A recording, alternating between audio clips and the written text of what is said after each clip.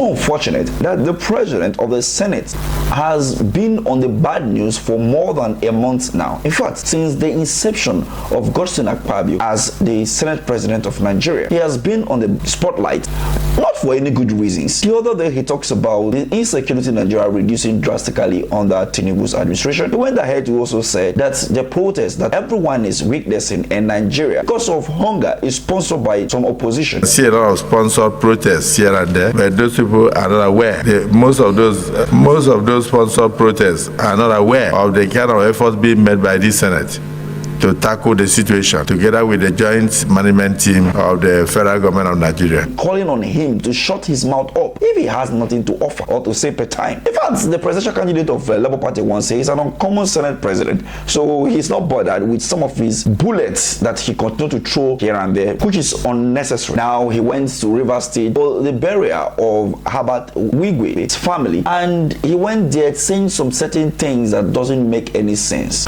First, he went from saying all about. I will answer you. The struggle, we are not talking politics. In 2006, I wanted to be a deputy governor. So the then deputy governor invited me and told me that this office has no money. There is nothing in it. So Your Excellency, Governor Fubara, there is nothing in the struggle. Don't struggle. To then throwing some jabs to the governor of the state.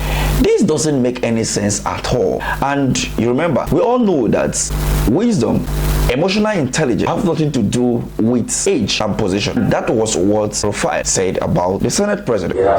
Common sense for one, common second, you cannot ascribe age to maturity. Think age maturity should come, but it doesn't come. And second, emotional intelligence is not position based on your disposition. President. So it seems like the uncommon Senate president needs some little common sense in order to return back to his duty and actually act as the Senate president of the Federal Republic of Nigeria and checkmating the executive instead of becoming the chief public officer of the presidency or Bola Ahmed Tinubu.